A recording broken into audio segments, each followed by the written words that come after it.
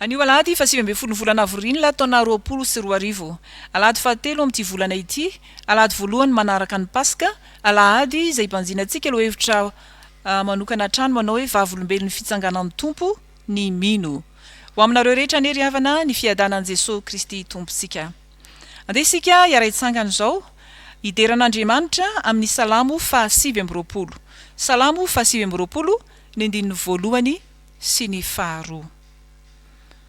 Rehefa hita dia vakitsika amin'ny anaran'ny Tompo izany manao hoe: manomeza an Jehovah zanak'Andriamanitra, eny manomeza voninahitra sy hery ho an Jehovah. Meo an Jehovah ny voninahitry ny anarany, miankofy eo anatrehan'i Jehovah amin'ny fiaingona masina. Amen. Andeha ataontsika ry havana ny hira fa 470, andininy voalohany sy ny faharoa.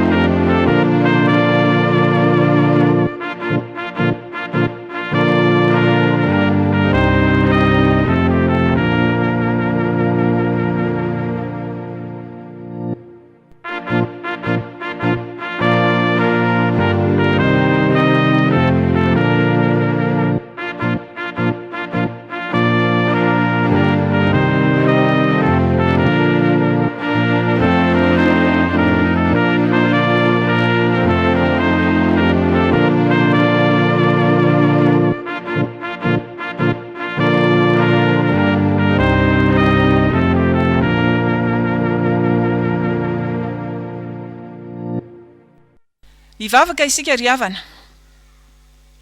Isoranay ianao Andriamanitro, isoranay ny anaranao, fa lehibe sy matalanjona ny asanao, ary fantatry ny fanahinay marimarina izany. Miondrika ampanajana manoloana ny voninahitra ao zahay, matsiaro fa tsy tanteraka rehefa tarafy ny fahamasinanao. Rakofy ny ranomasina izay Tompo ny amin'ny fahalemenay rehetra, ary oka ny fanahinao masina irery no anenika anay sy ampifantokanay amin'ny fanatrehanao any amin'ny isan-tokantrano any. Noho ny amin'i Jesosy Kristy no anandratanay izany vavaka izany. Amen. Tonga amin'ny fotoanan'ny sekolelantsika ry havana dia hiakatra avy hatrany ny mpanompon'Andriamanitra hanatanteraka ny fampianarana.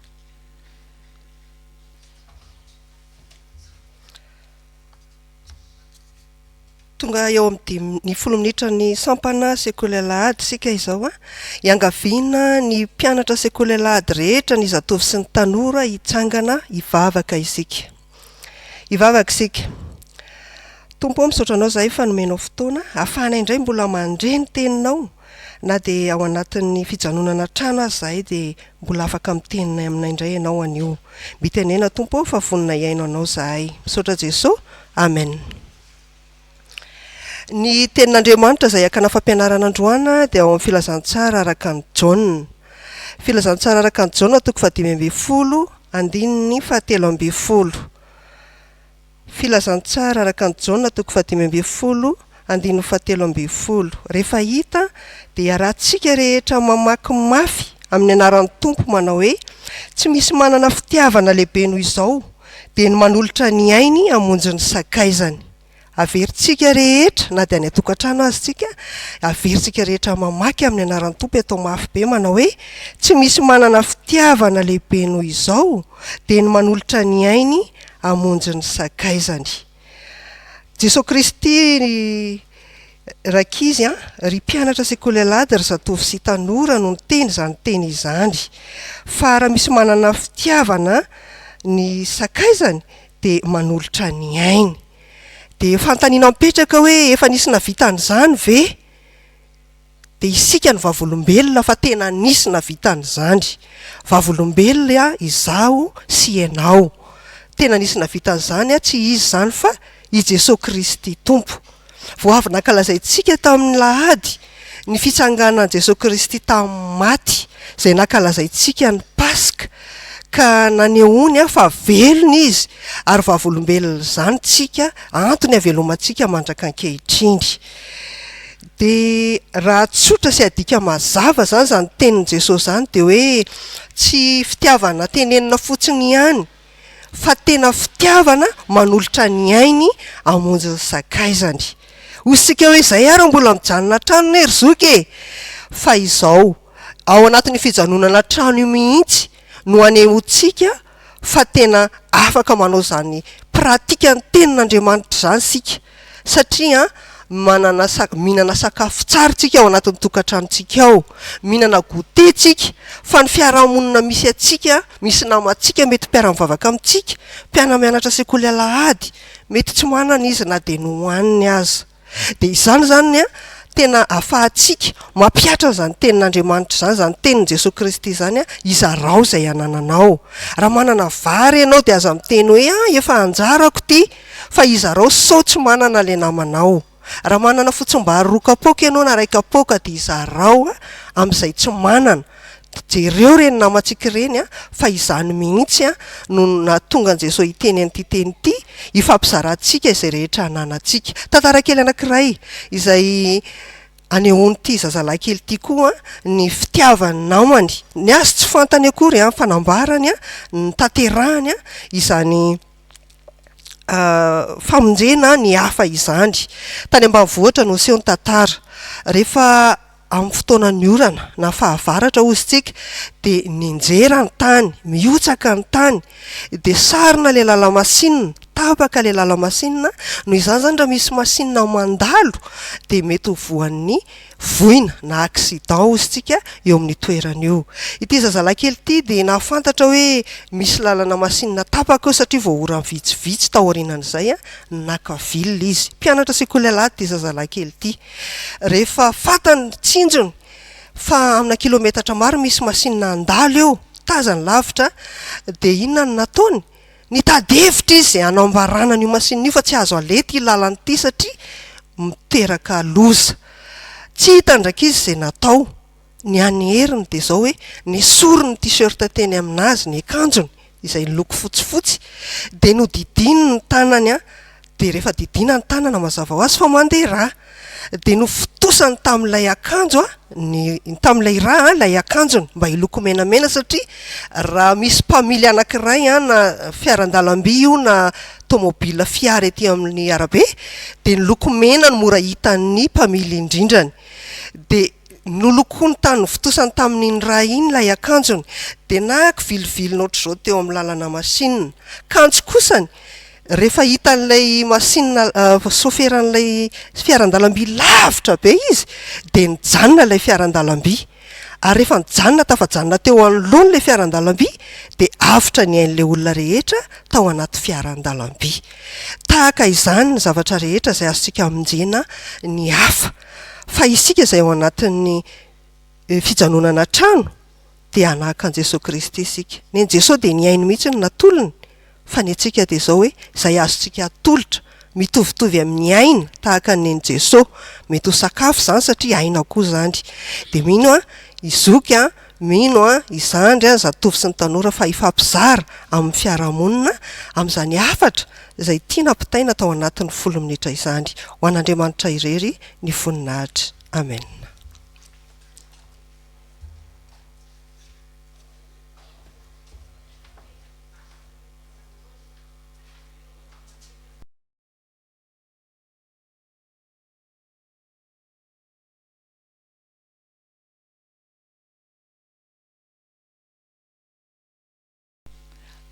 Ataontsika ry havana ny hira fa 700 ny andininy faharoa. Aorian'izay dia miakatra ny mpanompon'Andriamanitra hitaribavaka sy hamaky ny soratra masina.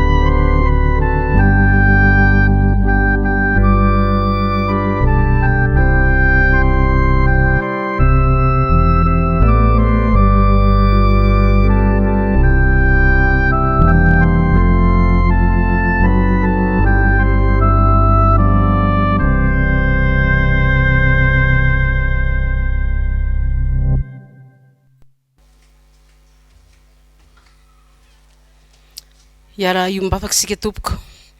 Misaotra anao zay Andriamanitra noho ny fitiavanao ka nafana indray iain'ny teninao anio. Ankehitriny ary Jesosy dia mangataka amin'ny fanahy masinao ho an'ireo mpanomponao izay hitondra ny teninao satria ny teninao tokoa dia aina ho an'izay mahazo azy ary fahasalamana ho an'ny nofo rehetra. Ankehitriny Jesosy dia mangataka amin'ny fanahy masinao zahay ho an'ny mpanomponao izay hitondra ny afatrao satria ny teninao ihany no aka ho ao anatinay mandrakariva. Dia amin'ny anaranao Jesosy Kristy nanaovana izany vavaka izany misaotra raha io. Amen.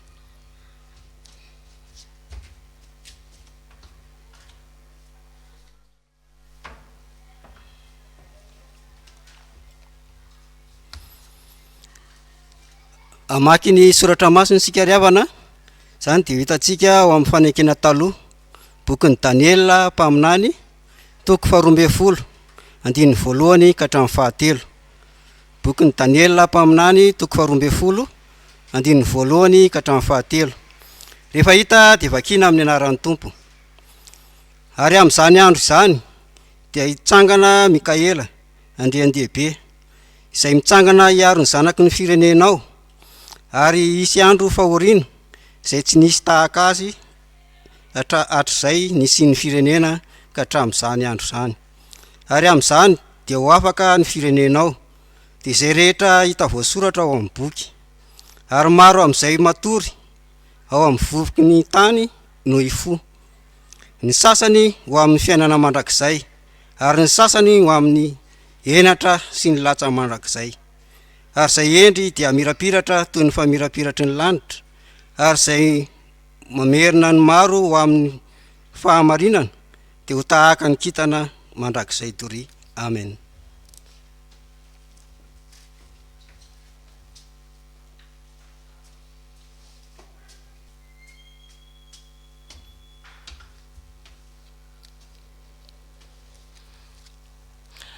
Toizatsika ny famakinany soratra masina.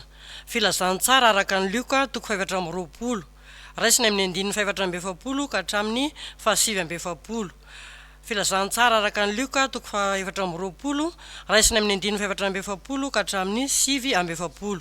Rehefa hita dia vakitsika rehetra amin'ny anaran'ny Tompo. Dia hoy izy taminy, izao ny teniko izay nolazaiko taminareo, fomba mbola atao aminareo aho, fa tsy maintsy ho tanteraka izay rehetra nanoratana teo amin'ny lalàn'ny Mosesy sy ny mpaminany ary ny Salamo. Dia nanokatra ny sain'ireo izy alalan'ny soratra masina. Ary hoy izy taminy, izany no voasoratra fa i Kristy hiaritra ka hitsangana amin'ny maty amin'ny andro fahatelo. Ary mbola hotoriana amin'ny anarany ny fibebahana sy ny famelan-keloka amin'ny firenena rehetra manomboka eto Jerusalema. Ary ianareo no Vavolombelon'ny izany. Ary indro izao mampitondra ny teny fikasana raiko ho anareo fa mitoera eto an-tanàna mandra-panafinanareo ny hery amin'ny hery avy amin'ny avo. Amen.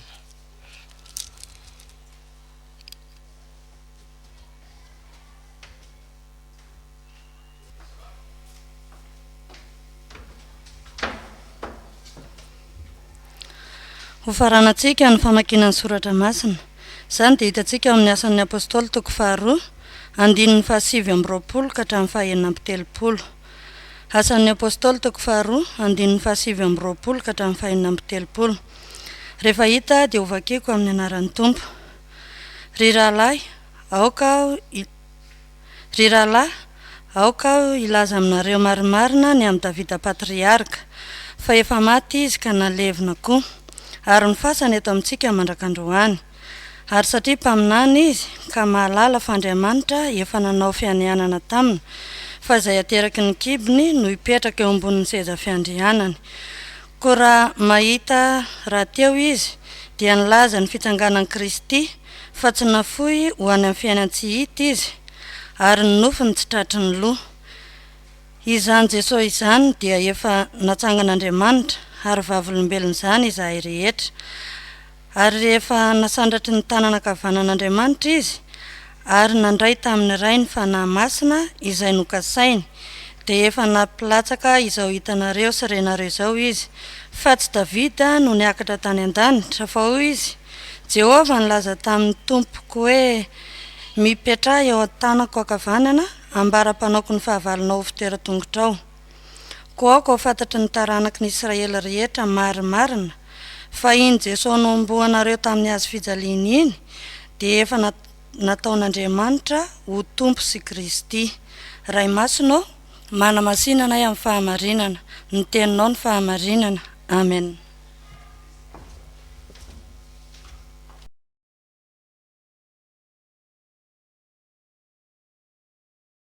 Mialohan'ny andrenesantsika ny afatr'Andriamanitra ry havana dia raitsangana sika hanao ny hira fahatelo ambenipolo amby zato ny andininy voalohany sy ny fahatelo.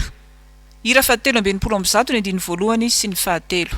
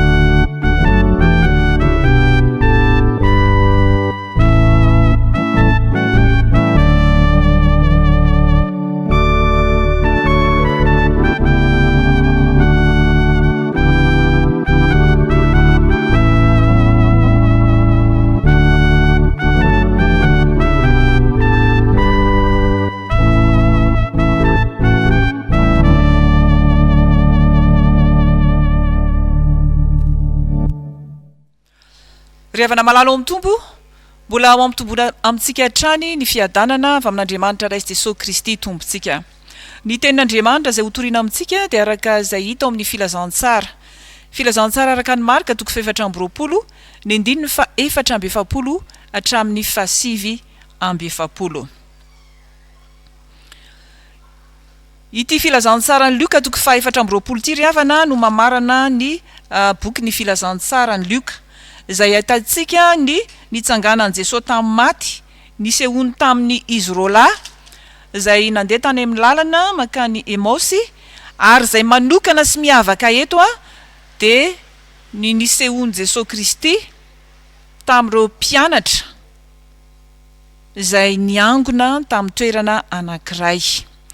Teny mivantana nataon'i Jesosy Kristy tamin'ny mpianatra eto, ary zany teny zany dia maneho fa efa nitsangana tokoa ny Tompo izay manoloana azy ankehitriny eo. Ka ny fitsanganan'i Jesosy Kristy tamin'ny maty voalohany izay hitantsika eto dia fahatanterahany faminaniana tany amin'ny fanekena taloha. Fahatanterahany teny faminaniana tany amin'ny fanekena taloha. Ambarany eto fa efa nosoratany zany, ary tsy maintsy ho tanteraka zany ozy izy rehetra nanoratana teo amin'ny lalan'ny Mosesy sy ny mpaminany ary ny Salamo. Ny andininy 4:70 no ahitantsika izany. Ary Jesosy koa moa eto ny mbola nanamafy fa efa nolazainy Jesosy tamin'izy ireo ihany koa izany nitsanganany tamin'ny maty izany, ary ny fijaliany talohan'izay. Hitantsika zany raha mamaky sika ny filazantsara araka ny Marka. Ny Marka toko 5 dia ahitantsika an'izany ka ny andininy fa 2:30. Fa hoy ny Tompo, fakitsika zany amin'ny anaran'i Jesosy manao dia nampianatra azy izy fa ny zanak'olona tsy maintsy hijaly mafy ka ho lavin'ny olona sy ny lohan'ny mpisorona ary ny mpanoradalàna dia ho vonoina, ary rehefa afaka atelona dia hitsangana indray izy. Jesosy Kristy koa zany dia nanamafy izay voalazan'ny Mosesy, mpaminany, ny salamo, misy ny fitsanganana amin'ny maty, ary ny boky ny Daniela teo de ahitantsika an'izany fa misy ny parany any de hitsangana, misy fitsanganany tena amin'ny maty. Fa na ny fiaretan'i Jesosy Kristy aza ny fanolorany tena de efa voalaza zany ohatra any amin'ny Pentateuque any any amin'ny boky Genesis de efa hitantsika zany ohatra ny rehefa nanota i Adama sy Eva de efa nanomanan'Andriamanitra akanjo hoditra izy maneho an Jesosy Kristy ilay ho faty zany, akanjo hoditra napiakanjona azy. Genesis 3:20 no ahitantsika an'izany. Fa aty amin'ny mpaminany ihany koa ankoatran'ny Daniela de ny Isaia 50:19 ahitantsika ilay fiaretan Jesosy Kristy, ary indrindra moa any amin'ny Salamo 2:20 efa novakina tamintsika zany tao anatin'ny herinandro masina, manambara an Jesosy avokoa zany izay niatra tamin'i Jesosy Kristy. Ry havana, raha izany no jerentsika de afantarantsika fa efa nomanin'Andriamanitra hatramin'ny ela ny fanavotana ny olona. Efa voalaza zany tany amin'ny fanekena taloha izay ahitana ny tandindon'i Jesosy Kristy sy ny momba an Jesosy Kristy tanteraka aty amin'ny fanekena vaovao. Manambara koa zany fa io tenin'Andriamanitra io tsy mandehandeha foana, fa ny teny faminaniany rehetra de tsy maintsy tanteraka.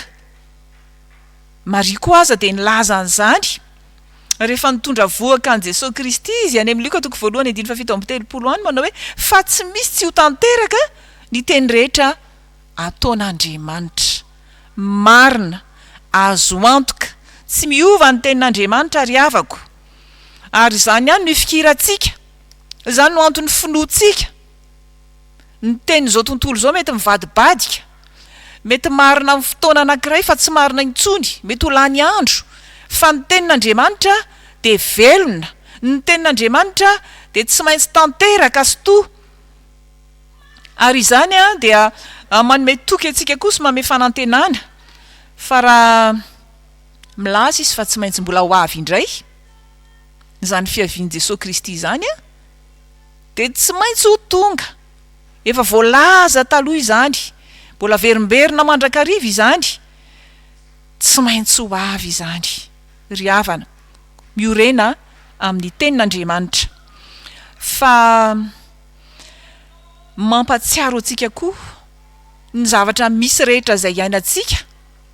Eny fa na de ao anatin'izao valana aretin'izao aza nge, be deaibe no miteny hoe zao nge no natonga an'io na zao no natonga an'io fa ny amin'izany arety mandringa an'izany na iza no natonga azy na iza no natonga de efa voalaza ny tenin'Andriamanitra koa zany.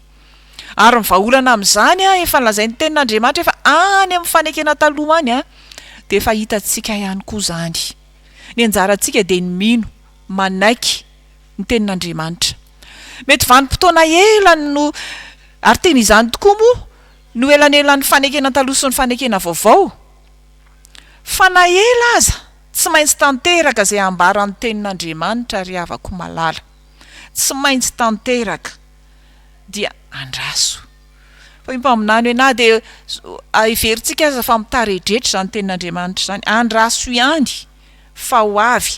Ary raha mbola izy koa ny farany de tsy ho foana ny fanantenantsika, fa mila manana faharetantsika miazona ny fahamarinan'ny tenin'Andriamanitra. Fa ny faharoa izay hitantsika eto ny amin'ny fitsanganan Jesosy Kristy amin'ny maty, izay lazaina fa mampiseho mihitsy ny hoe mampanakery ny toriteny. Ny fitsanganan Jesosy tamin'ny maty tena mampanakery ny toriteny zany. Jerentsika sady ny 7:70 fa hoy ny fivakiny amin'ny anaran'ny Tompo manao hoe ary mba ho toriana amin'ny anarany ny fibebana sy ny famelan-keloka amin'ny firenena rehetra manomboka eto Jerosalema. Ary Paoly apôstôly koa ry havana no efa nilazan'izany any amin'ny Korinthiana 1:5-7 manao hoe fa raha tsy natsangana ne Kristy de foana ny toriteninay foana. Fa noho ny herin'ny fitsanganan'ny Kristy tamin'ny maty de misy ny fahefana, misy fahefana ny toriteny manambara ny Kristy, ary ny toriteny dia mifototra, mifantoka amin'ny Jesosy Kristy irery ihany, tahaka an'izay nataon'ny Petera raha ny toriteny izy. Hitantsika taminay asan'ny apôstôly toko faharoa teo zany, manambara sy manondro an Jesosy Kristy zany ny votoatin'ny toriteny. Ary zany toriteny miompana amin'ny Jesosy Kristy zany no mitondra fibebahana sy famelan-keloka. Arak'izao teny zao hoe hotoriana amin'ny anarany ny fibebahana sy ny famelan-keloka. Ny fibebahana sy ny famelan-keloka zany no dingana voalohany tena andraisan'ny olona ny famonjena, ary amin'ny alalan'ny fitoriana sy fanambarana an Jesosy Kristy ny asan'ny fiainany, zany ihany no mitondra ny olona ho amin'ny fibebahana marina, ka atonga ny olona andray famelan-keloka ary indray koa ny famonjen'Andriamanitra. Fa maro havana ny olona tsy mety iainy toriteny, fa ny zavatra mamaika azy dia zavatra hafa, mety hoe ny fitahina, raha marary izy dia te ho sitrana, raha naona izy dia te ho voky, raha misy olana izy dia te hivaza ny olana zany. Fa na ho azontsika daholo zany rehetrarehetra zany rehefa tsy raisitsika ny teny, ny toriteny izay mitona antsika ho amin'ny fibebahana ny amin'ny Jesosy Kristy izay nataony dia zava-pony zany rehetrarehetra zany, ary tsy hitondra antsika ho amin'ilay tena famonjena izay efa homanin'Andriamanitra ary tian'Andriamanitra ho raisitsika tsirairay avy. Ry havana malala ao amin'ny Tompo, aokary ataontsika ho zava-dehibe ny fiainona ny toriteny, tena ataontsika zava-dehibe zany, fa tsy rehefa mandeha ny toriteny dia inona moa zany no fomba ny olona matetika rehefa any amin'ny fiangonana, rehefa lavalava ny toriteny dia iny izy lasa mivoaka aloha, mety mifoka sigara, mety maka any ankely any tokotany any miresadresaka amin'ny namana. Ataovy zava-dehibe ny toriteny, miainy ny toriteny, fa ny finoana dia avy amin'ny toriteny, ary ny toriteny dia avy amin'ny teniny Jesosy Kristy sy izay momba any Jesosy Kristy. Ary ho antsika koa izay mitoriteny dia tadidio fa nany amin'ny fanekena taloha azy ianao ny toriteny, anao mpitoriteny dia tsy maintsy avotra anao fa manondro an Jesosy Kristy sy izay nataon'i Jesosy Kristy avokoa ny votoatin'ny toriteny. Io ihany misy hery atonga ny olona ho any amin'ny fibebahana marina andraisany ny famelan-keloka. Mampanan-kery ny toriteny izany, ary fitoriana izay mipaka amin'ny firenena rehetra, tsy amin'ny sokajin'olona vitsivitsy ihany fa amin'ny firenena rehetra. Ary misaotra an'Andriamanitra ry havana, fa na dia misy ary zao hoe fijanonana an-trano zao dia mandeha dia mandeha zao ny toriteny, ary ny firenena rehetra mahazo an'izany, zava-dehibe zany, fa mila hoentsika mbavaka mba tena hitondra fibebahana akasika fon'olona izany ary andraisany koa ny famelan-keloka. Fa zay ambara eto hoe izany herin'ny toriteny zany manambaran'ny Kristy atomboka ao Jerosalema aloha, atombo eo an-tokantranonao aloha zany, hifampizarao ny amin'ny Tompo sy izay nataony, ary ho tsapanao, tena ho tsapanao ny heriny fitiavan'Andriamanitra mitaonanao hibebaka. Fa ny farany havana izay hitantsika eto dia ny fitsanganan'i Jesosy Kristy tamin'ny maty, arak'izao teny izao dia fantanterahany teny fikasana ny amin'ny ho avy. Fantanterahany teny fikasana ny amin'ny ho avy ny 1970 dia hitantsika an'izany eo eto manao hoe: ary indro izao mampitondra ny teny fikasany raiko ho anareo, fa mitoera eto an-tanàna mandra-panafinanareo amin'ny hery avy any amin'ny avo. Fatanterahany teny fikasana amin'ny ho avy, raha ny mpianatra aloha zany mijerena eto. Inona moa ilay teny fikasany indray? Dia ny anomezany ny fanahy masina. Ary io fanahy masina io ihany no ahafahana tena mijoro marina ho vavolombelona, ary samy mijoro vavolombelona na dia hiarany mafy indrindra aza, na dia ho tonga ny fahafatesana aza dia omen'ny tompo zany. Reto mpianatra reto dia nofeperan'ny tompo tsara mihitsy hoe aza miala ao an-tanàna. Any boky ny asan'ny apôstôly any moa zany dia hoe aza miala eto Jerosalema mandra-panafinanareo ny hery dia ny fanahy masina zany.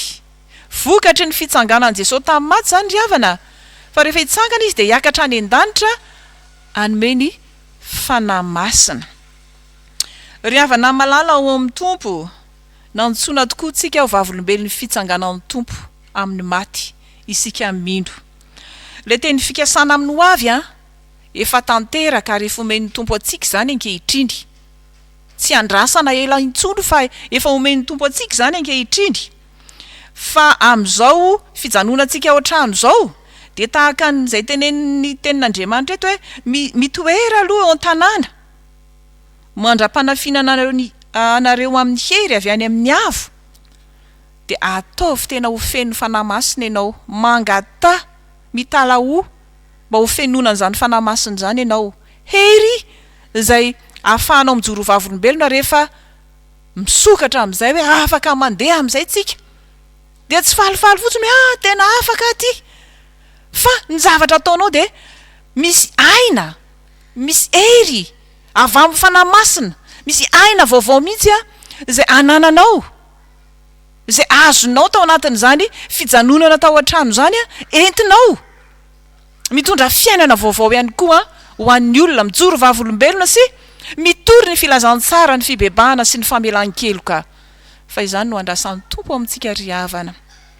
Ary dia mahireza fa vavolombelon'ny fitsanganan'ny tompo ny mino, dia ianao koa izany mahireza. Fa zao fitsanganan' Jesosy tamin'ny maty zao dia fahatanterahany teny faminaniana izany, izay anambarana aminao fa nafiry ny tenin'Andriamanitra dia tsy maintsy tanteraka, ary ny tenin'Andriamanitra rehetra koa dia tanteraka ao amin'ny Jesosy Kristy.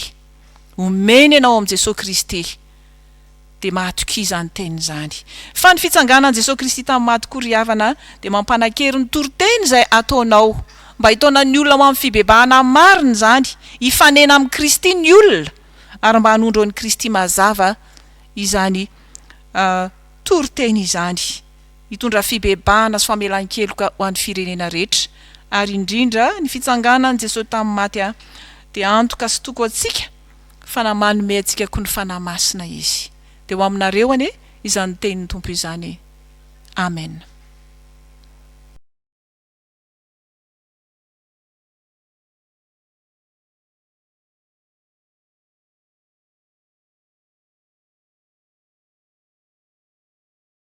Ivavaka sika ry havana, velom-pisaorana anao mandrakariva ny fonay Andriamanitra, fa tsy mety mangina ianao, mbola miseho aminay ianao amin'ny alalan'ny teninao, manambara tahaka an'izay nanambaranao tamin'ireo mpianatrao fa izay fa efa fahatanterahan'ny faminaniana ny nitsangananao tamin'ny maty, izay rehetra niaretanao.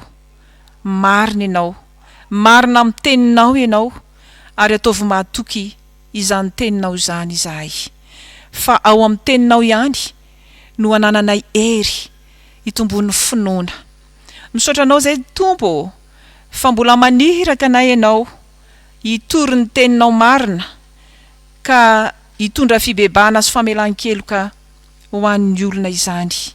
Ampahirezo ny vahoakanao izay fanantsonao ho amin'izany asa fitoriana ny filazantsara izany, ary ampahirezo koa izahay mba haharitra amin'ny fiainona ny toriteny, ny teninao marina izay mitondra finoana aty anatinay. Tompo, misaotra anao izahay fa antoka ho amin'ny hoavinay rehetra izany, ny terizanao anay ao amin'ny fanahy masina, ary ny andehananay amin'ny hery ny fanahy masina hatrany. Ankehitriny ary mivavaka izahay ho amin'izao fiangonana nametrahanao anay izao. Ny kristianina tsirairay avy any amin'ny isan-tokantrano any. Tompo malalo, ianao no hijery azy ireo tsirairay amin'ny lafim-piainany manontolo mihitsy, ampitomboy ao aminao izy ireo amin'ny fifandraisana aminao Jesosy Kristy, ary ahazo hery ao anatin'izany. Ampitomboy ampaherezo na ny fiainany andavanandro, ara-batana, ara-tsaina, aza vela misy horeradreraka Tompo, fa ampaherezo amin'ny firaisana ao aminao. Mahasana ny manontolonay ianao satria efa velona ary manome fahavelomanao anay.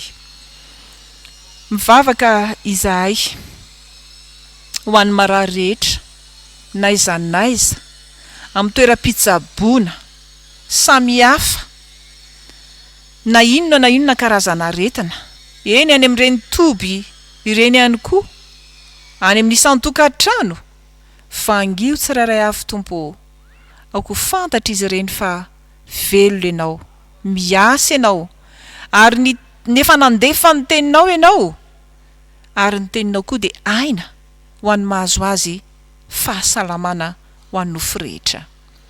Marobe ireo karazana olana, eny marobe koa ny etaeta aty anatinay izay tiana ho tononona eo anatrehanao, fa eno re Tompo ny vavaka mangina ataony tsirairay avy izao.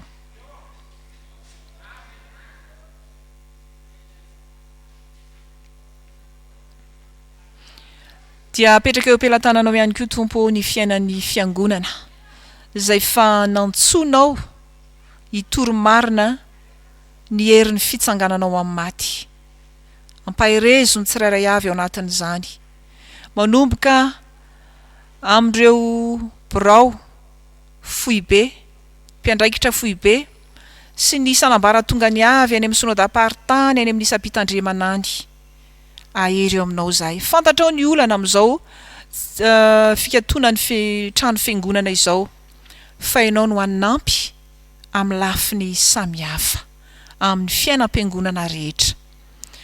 Dia mivavaka izay ho an'ity firenena ity, Andriamanitra, ianao no hiasa anome fahendrena sy fatahorana anao Andriamanitra ireo mpitondra isanambaratongany avy sy ny vahoaka malagasy.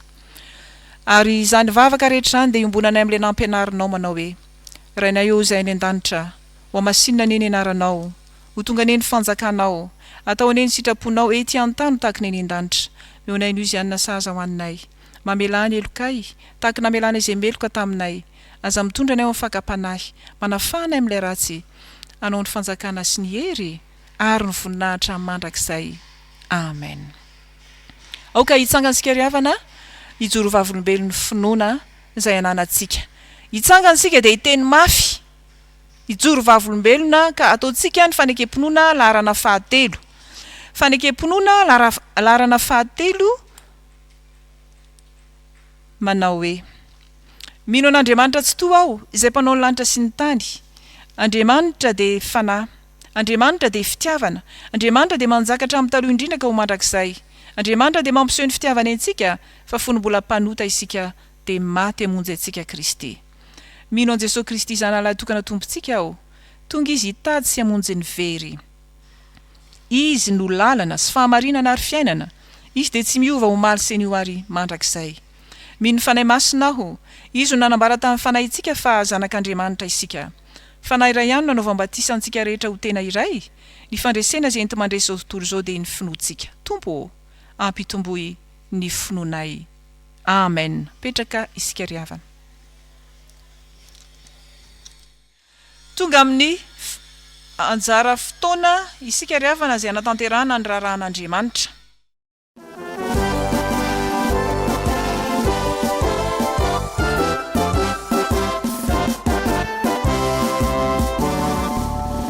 Anatin'ny fanarana ny raran'Andriamanitra isika izao ry havana. Hoy ny tenin'Andriamanitra amintsika: izany Jesosy izany dia efa natsangan'Andriamanitra, ary Vavolombelon'ny izany izahay rehetra. Izany tenin'Andriamanitra noraisina avy ao amin'ny bokin'ny asan'ny apôstôly toko 2 andininy 2:30 izany hoe rabanantsika mpianakavin'ny finoana tratra zao alahady 10 Aprily taona 2024 izao. Misaotra an'Andriamanitra lehibe isika afaka nandiny Pasika taona 2024 tamin'ny isan-tokantrano, ary isorantsika an'Andriamanitra amin'ny fanatanterahana izany ary apatsahivana antsika fa toy izany no nantanterahany zanak'Israely ny andro Paska tamin'izany andron'ny testameta taloha izany dia isaorantsika n'Andriamanitra ny zavatra rehetra. Manasa anao ary anaraka ny raran'Andriamanitra eto am-pelatanana. Manoloana izao fotoana izay hijanonany tokantrano izao dia mandefa afatra amintsika fiangonana manaraka izao Facebook izao na amin'izay andraisantsika izany ny fiangonana FJKM Ambojafy Fanantenana tahaka izao zany afatra izany. Manoloana ny fijanonana tokantrano izay fantatsika fa alahady 5 amin'ity androany ity ary eo anatin'izany ihany koa ny herinandro masina sy ny Paska dia efa tsy nisokatra ny fiangonana. Mba hifampaherezantsika dia mitoy hatrany ny fanatanterantsika ny fiomboanam-bavaka izay atao isan-tokantrano isaky ny alahady. Afaka rahantsika ao amin'ny Facebook FJKM Ambojafy Fanantenana na YouTube na koa alaina mivantana aty amin'ny fiangonana isaky ny asabotsy araka ny voasoratra hoe aza mafoy ny fiarahantsika miangona tahaka ny fanaony sasany Hebreo 10:5. Mandeha hatrany ry havana ny fiainam-piangonana koa raha afaka manatanteraka rakitra na didy na koa fanoana samihafa isika malalaka sy tsy antery izany dia azontsika terina aty amin'ny mpandrarahan'ny fiangonana isaky ny maraina izany afatsy ny talata sy ny asabotsy. Ho an'izay tsy afaka manatona aty amin'ny fiangonana no ny antony samihafa dia misy kahier vita fitomboky ny fiangonana tazon'ny diakona isaky ny faritra dia afaka mandray izany izy ireo na arotsaka ihany koa amin'ny banky amin'ny alalan'ny virement bancaire zany dia numéro moa zany dia BFSG Analakely 0001 21 362 786 23. Hoy koa ny soratra masina ry havana amin'ny andro voalohany isan-kerinandro dia samia manokana ao amin'ny avy ho rakitra na amin'inona anambinana azy. Korintiana voalohany 2:2 dia ampaherezana ihany koa isika sampana sy fikambanana mba hifampahery hifampivavaka hifampitondram-bavaka hatrany manoloana zao fotoana izao dia ahery amin'ny fitorana filazantsara isika fampitondram-bavaka ary dia ny tompony ombantsika mandrakariva amin'ny fantanterana zao fotoam-bavaka isan-tokantrano zao. Dia ampatsahivana ihany koa isika fiangonana manontolo fa ny alahady izao dia ny alahady 20 Aprily zany dia anjara fotoanan'ny sampana dorkasy eto amin'ny fiangonana dia mifampaheritsika ampaherezantsika anatin'izany ny rakitra faharombo zany no anjaran'ny sampana dorkasy dia miomana ampoan-tsaina mampanatsika anatanteraka izany fiombonana izany miaraka ihany koa amin'izay fandaminana apetraka ny fitondram-panjakana ihany koa satria manaraka izany hatrany isika dia mampahery antsika rehetra tompoko dia mametraka fiadanan'ny tompo ho amintsika rehetra ho anatin'izany rehetra izany ho an'Andriamanitra ny voninahitra.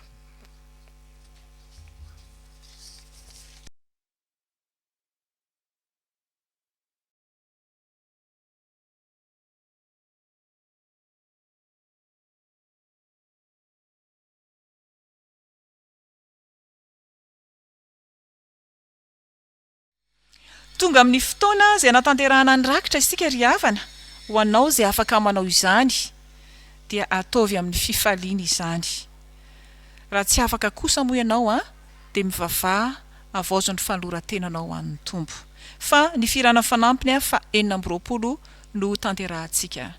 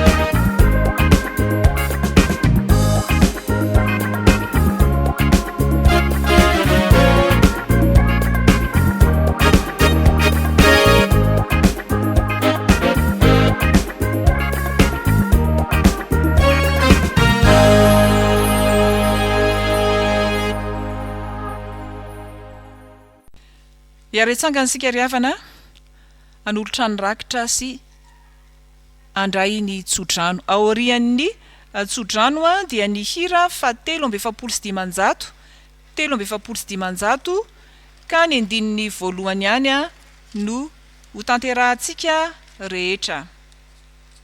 Ivavaka isika fifaliana ho anay Andriamanitra na dia any amin'ny isan-tokantrano aza ny anananay fahafana manolotra vola na dia amin'izao andro sarotra izao aza atolotra ho fampandrosoana ny asa fitoriana ny filazantsara.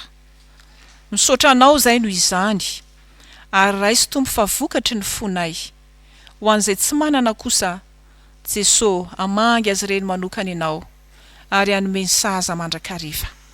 Fa mihoatra noho izany ny tenanay dia atolotra eo anao ho fanatitra velona sy masina ary ankasitrahana ao Andriamanitra. Ankehitriny dia amarana izao fotoana izao izahay ka tanteraho amin'ny malalanao rehetra ny tsodranomasina tononina ary atolotra amin'ny finoana. Mitahy anao ane Jehova ka miaro anao, mampamirapiratra ny tavany aminao ane Jehova ka mamindra fo aminao, manandratra ny tavany aminao ane Jehova ka manome anao ny fiadanany. Amen.